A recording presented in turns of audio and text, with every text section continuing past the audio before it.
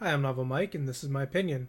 So, time to talk about Microsoft. I'm going to kind of go through these pretty quickly because there's a lot to talk about. But they started off announcing the Xbox One Slim. Weird way they did it, though, because it was announced with up to a 2 terabyte hard drive for $300. Except the $300 model is a 500 gig, and the 2 terabyte is 400. So, I don't know, kind of a shady way to announce that. It made it seem better than it actually was during the press conference. Then they showed Gears of War 4. That looked really good. The weather effects were interesting. I'm just not sure that it's different enough from the previous Gears games for me. Like, I like the series and all, but I felt like they've all played very much the same. And with a whole new generation and a whole new, like, past the trilogy and everything, I'm just not sure that this is going to have enough new in it to really get me that interested. It does look fun, though, and I did like the little saw blade weapon. Whoops. Killer Instinct, they showed a General Ram, meh. Killer Instinct's okay, but out of all the Gears of War characters you could put in that game, I don't know why in the world they went with General Ram. Then they showed Forza Horizon 3. So anyone who knows me knows I generally don't like racing games, unless it's something like Mario Kart or something like that. This game looks awesome. I don't care about the cars, that the driving aspect. It just looks beautiful. The environments, the setting in Australia, just very cool looking. Very, very nice set pieces.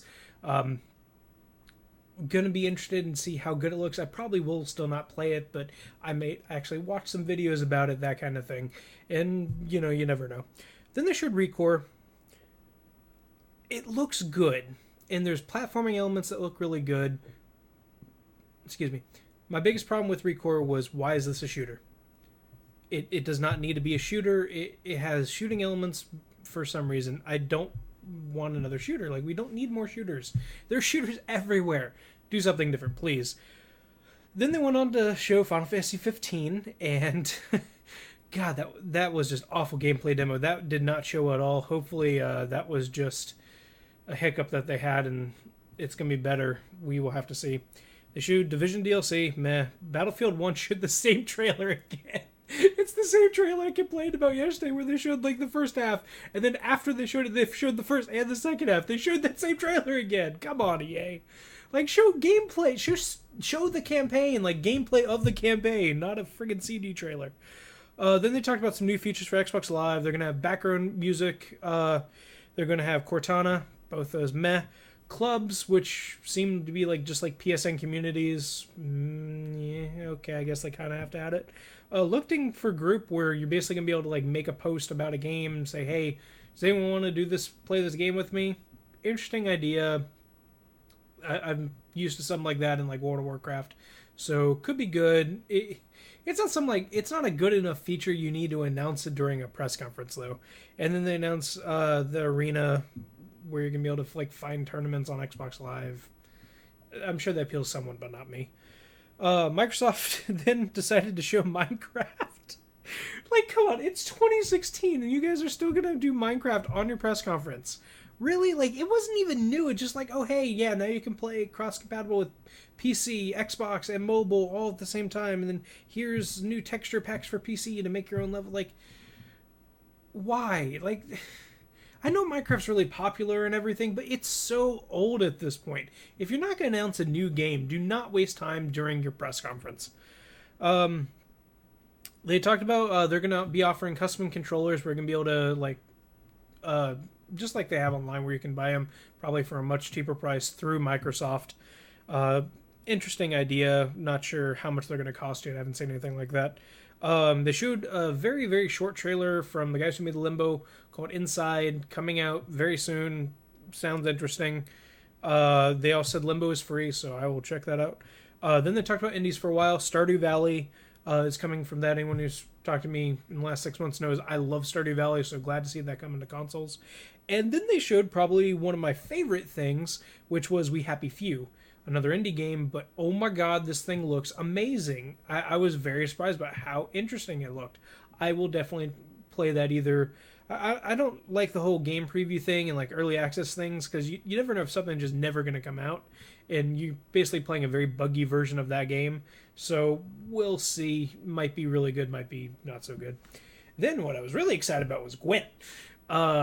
anyone who has talked to me about anything card related knows I like Hearthstone, and I got into Hearthstone because of freaking Gwyn in Witcher 3, because I wanted another card game to play after I beat Witcher 3. And yeah, I'm going to play a lot of Gwyn. I already signed up for the beta, and yeah, it's Gwyn. I'm happy. I'm just glad it exists. Very nice on UCD Project Red. Tekken 7 coming out. It is coming out on Steam as well, which I found interesting. But it's coming out on Xbox as well. I don't think it's an exclusive. I don't remember if I saw that was an exclusive or not. Coming out in 2017, has Akuma. Don't know if that was already announced. Tekken's not my thing. Don't really care that much.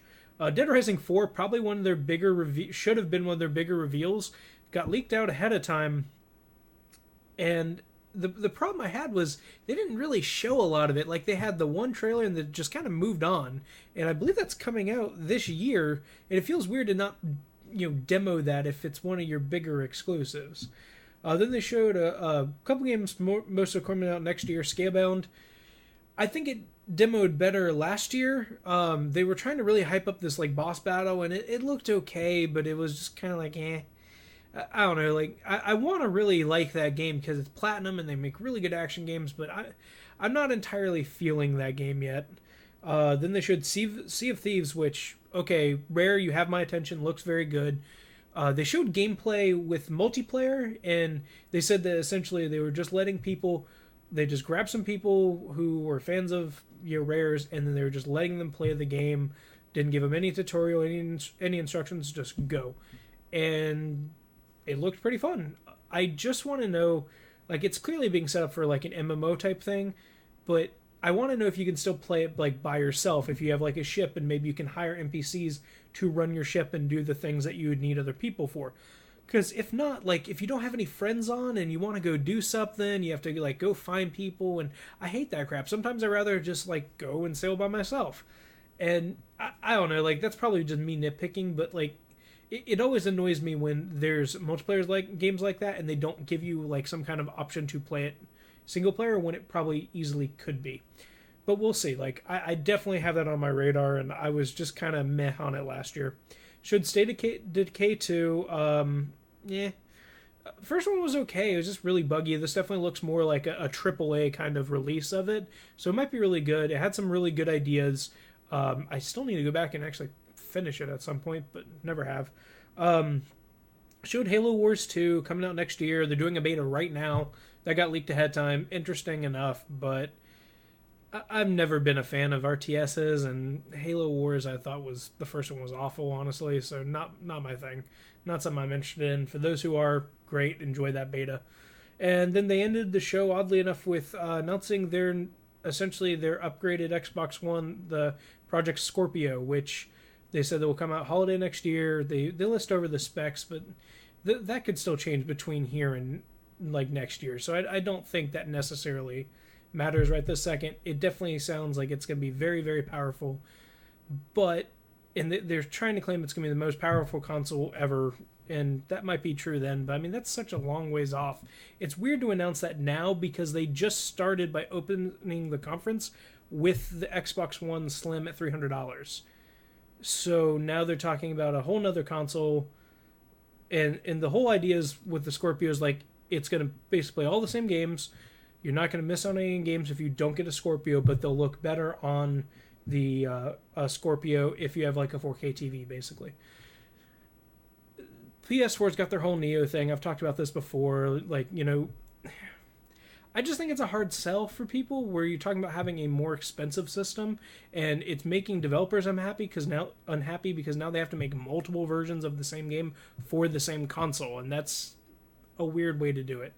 And I don't care for how Microsoft showed this off, because instead of just saying, oh, hey, it's an upgraded Xbox One for everyone who's really into it, it made it sound like it's a whole new console and a whole new generation, and that's not at all what it is. I don't like the messaging they had with it, where they're trying to make it sound like this unbelievable thing when it's essentially just an upgraded Xbox One. And it sounds like it'll be really powerful, but technology changes so rapidly.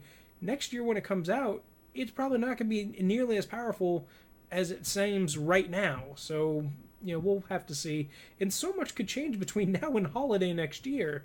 it's just really weird to advertise that now. And I think they're going to kill the sales of the Slim because people know about this. Unless they're using the Slim to phase out the original Xbox One model, which very well could happen. So throughout the whole conference, they talked about having this united gameplay opportunity. And essentially what that is almost all the first party games they talked about, and most of the third party ones are available on both PC and Windows 10. And they're trying to really push Windows 10. The problem with the way that they did this and the Slim and Scorpio and all that is that essentially, why do you even need to own an Xbox One if everything's going to be on PC?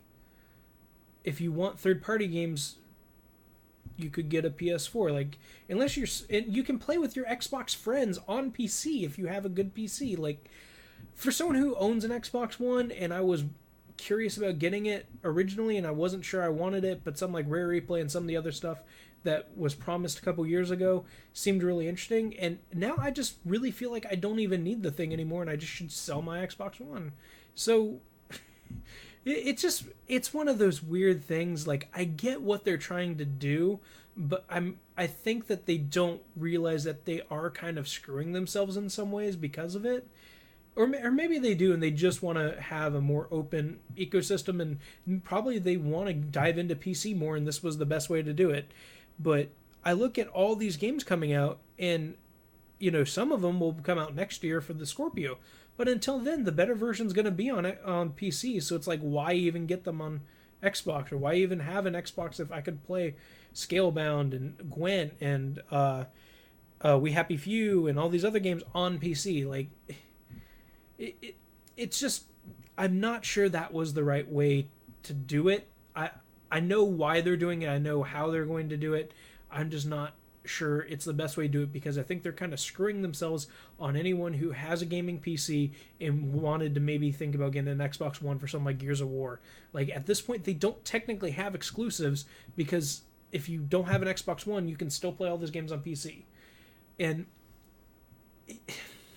I'm ranting about this too much. It's just an odd thing to do, and especially now, because to me it sounds almost like they're basically giving up on consoles. They're going to keep putting consoles out, but they don't care if you have an Xbox One anymore, as long as you're playing the games they put out. And if that's the case, why even continue the Xbox brand? I mean, I don't know. I'm ranting too much about this. Overall, they did pretty well. I think they did better than Bethesda. They definitely did better than EA. I would probably give it a 7 out of 10. Just some weird things here and there, like the Xbox Live features, Minecraft, Battlefield trailer showing again. Just kind of brings it down, and I don't like them kind of screwing themselves on the Slim, and I don't necessarily like that now there's really no reason to own an Xbox One, if you have a gaming PC at least. So, anyway, I'm Novel Mike. That was my opinion. Thank you for watching. Bye-bye.